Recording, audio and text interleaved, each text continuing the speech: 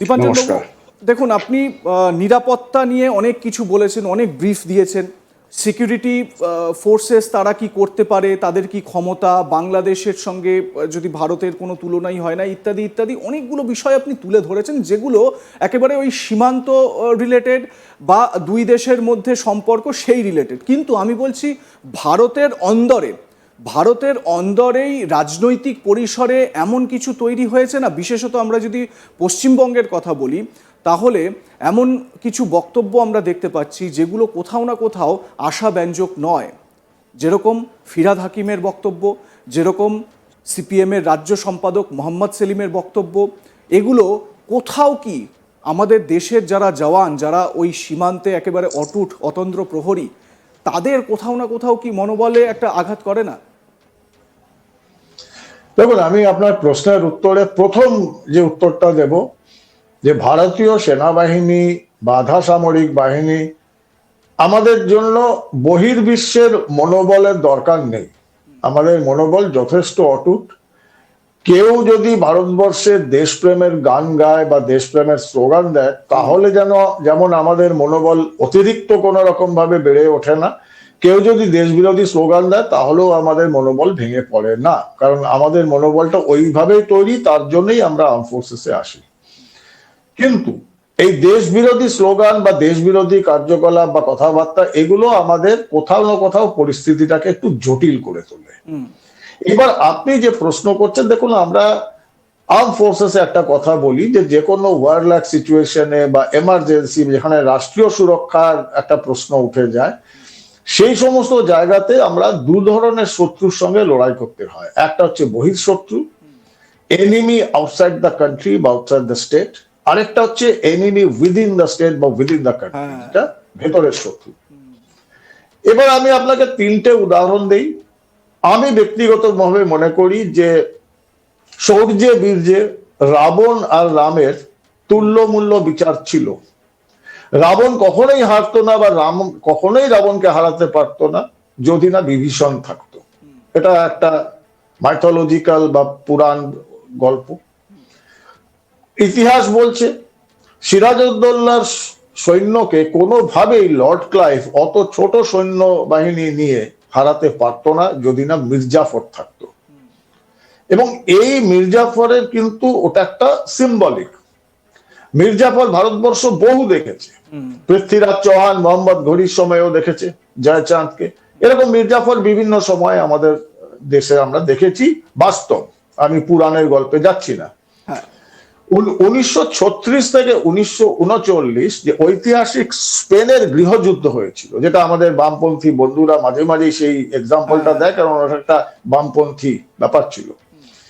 সেই স্পেনের গৃহযুদ্ধের সময় স্পেনের একজন জেনারেল এমিলিও ভিদাল একটা দুর্দান্ত কথা বলেছিলেন, যেটা পরবর্তীকালে সারা পৃথিবীতে ওটা টার্মিনোলজি হিসেবে ব্যবহার হয়। সেটা হচ্ছে ফিফথ কলাম বা পঞ্চম বাহিনী। এই পঞ্চম বাহিনী বা ফিফথ কলাম কারা? আপনি উইকিপিডিয়াতে চেক করবেন, এর ডেফিনেশন হচ্ছে যারা রাষ্ট্রে থেকে রাষ্ট্র ব্যবস্থায় যারা লালিত পালিত হয়ে সেই রাষ্ট্রের বিরুদ্ধে বিদেশি রাষ্ট্রের হয়ে কাজ করে, তাদের বলা হয় পঞ্চম বাহিনী বা ফিফথ কলাম। 71 সালের বাংলাদেশ যুদ্ধের সময় আমরা দেখেছি বাংলাদেশের কোটি কোটি মানুষ যারা মুক্তি বাহিনী হয়ে, যারা খান সেনাদের নির্মম অত্যাচারের বিরুদ্ধে লড়াই করছিল, এমনকি একটা বিদেশি রাষ্ট্র হিসাবে ভারত তাদের সাহায্য করছিল স্বাধীনতা সংগ্রামে। সেখানে পঞ্চম বাহিনী ছিল আলবদর, রাজাকার, যারা বাংলাদেশে থেকে বাঙালি হয়ে যারা পাকিস্তানের হয়ে কাজ করছিল। তো এটা সবসময় রয়েছে, এটা এবার চলবেই। এখন এটা তো আমাদের দেশের যে স্বীকৃত তথাকথিত কোট আনকোট দায়িত্বশীল বা দায়িত্ববান রাজনৈতিক নেতারা আছেন, তাদের ভাবার বিষয়, তাদের নিশ্চিত করতে হবে যে আমি কোন দিকে, আমি দেশের সঙ্গে রাষ্ট্রীয় সুরক্ষার সঙ্গে, না দেশের ভেতরে থেকে রাষ্ট্রীয় সুরক্ষার বিরুদ্ধে দেশের বিরুদ্ধে কাজ করব।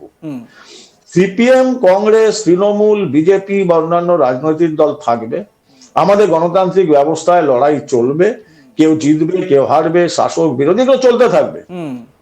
কিন্তু রাষ্ট্রীয় সুরক্ষা বা ভারত দেশ এটা তো বদলাবে না। একদমই। আমি ভারতে থেকে, ভারতীয় সিস্টেমের মধ্যে থেকে আমি ভারতের বিরুদ্ধে কথাবার্তা কেন বলি? এটা এটা খুব দুর্ভাগ্যজনক। এটা আজকাল দেখা যায়, কারণ 71 সালের যুদ্ধে তৎকালীন বিরোধী নেতা অটল বিহারী বাজপেয়ী সবার আগে একদম, এগিয়ে একদম। ইন্দিরা গান্ধীকে বলেছিলেন আমি সঙ্গে আছি। একদম। এমনকি আজকে যে বামপন্থী নেতারা উল্টো সুরে গাইছেন, এই বামপন্থী নেতারা ইন্দ্রজিৎ গুপ্ত, ভূপেশ গুপ্ত, জ্যোতি বসু, তারা কিন্তু সরাসরি ইন্দিরা গান্ধীর সঙ্গে দাঁড়িয়েছিলেন। আপনি বাংলাদেশের যুদ্ধে আপনি যা সিদ্ধান্ত নেবেন আমরা আপনার সঙ্গে আছি, আমরা আপনার পাশে দাঁড়াচ্ছি, কারণ দেশ আক্রান্ত। এটা আজকের রাজনীতিকরা বুঝতে পারছেন না। আর তৃণমূলের ব্যাপারটা আমি ছেড়ে দিলাম, ওদের আমি রাজনৈতিক দল বলেই মনে করি না, ওই নিয়ে আলোচনাটার কোনো প্রশ্ন আসে না। বেশ, আমি আবারও আপনার কাছে আলোচনায় আসবো, তবে তার আগে আপনি যেহেতু এই রাজনৈতিক দলের নেতা নেত্রীদের বক্তব্য সম্পর্কে একটা প্রসঙ্গ উত্থাপন করলেন, ফিরহাদ হাকিম যিনি রাজ্যের গুরুত্বপূর্ণ মন্ত্রী, কলকাতার মেয়র, তিনি এই কেএমসির ভেতরেই সাংবাদিকদের একটা প্রশ্নোত্তর পর্ব চলছিল, সেই সময় তাকে প্রশ্ন করা হয়েছিল এই সীমান্ত নিয়ে। তিনি সেই সময় ঠিক কি বলেছিলেন বাংলাদেশ প্রসঙ্গে শোনাবো ফিরহাদ হাকিমের বক্তব্য। এখান থেকেও কিছু উস্কানিমূলক স্লোগানও শুনলাম, আপনাদেরই টিভিতে শুনলাম। তো এটা কাম্য নয়। কাম্য হচ্ছে যে আমাদের বর্ডার আমরা বেড়া দেবো, ওদের বর্ডার যদি ওরা ইচ্ছে করে দেবে। এটার মধ্যে কেন বিরোধ আমি বুঝতে পারছি না। আজকে আবু তাহের খান মুর্শিদাবাদের যিনি এমপি, তিনি আজকে একটা অভিযোগ জানিয়ে গেছেন যে মুর্শিদাবাদ বাংলাদেশের যে বর্ডার, সেই প্রায় 200 আর বেশি কিলোমিটার ধরে, সেখানে ফেন্সিং অনেক জায়গায় নেই, বিএসএফ ইনঅ্যাক্টিভ, ও বাংলাদেশি অনেক মানুষ এসে ফসল কেটে নিয়ে চলে যাচ্ছে। এটা বিএসএফ এর দেখা উচিত, এবং বিএসএফ কে আরো বেশি, অমিত শাহকে বলা উচিত যে আরো স্ট্রিক্ট হওয়ার জন্য। এই বিএসএফ লোক ঢুকিয়ে দেবে, এখানে খাগড়াগড় হবে, এখানে টেরোরিস্ট আসবে, এটা তো উচিত না। তো আমাদের অস্বীকার করার কিছু নেই যে বাংলাদেশে এখন যেটা আছে যে এ কান্ট্রি অফ হুলিগিজম হচ্ছে, কিন্তু সেটাকে আটকাতে হবে যাতে তার প্রভাবটা আমার দেশে না পড়ে। আমি খুলে দিয়ে চুপ করে রাখলাম, এখানে কমনালাইজ করব, আমি এখানে ডিভিশনাল পলিটিক্স করার জন্য হাঁ করে বিএস কে বলে চুপসে রহো, এটা তো উচিত না। ফিরহাদ হাকিমের বক্তব্য আপনাদের শোনালাম, দীপাঞ্জন বাবু আপনিও শুনলেন। আপনার কাছে যাওয়ার আগে এবারে ওই ভিজুয়ালটা একটু দেখাবো, যে সীমান্তে যখন বিএসএফ এর পাশে মালদার মানে একদম প্রত্যন্ত এলাকার মানুষ তারা কি স্লোগানিং করছিলেন, তারা বক্তব্য রাখছিলেন। আমি পিসিআরকে রিকোয়েস্ট করবো ওই ভিজুয়ালটা আমরা একটু দেখাই, তাহলে আমাদের আলোচনায় সুবিধা হবে। भारत माता के, भारत माता के, भारत माता के, वंदे मातरम, वंदे मातरम,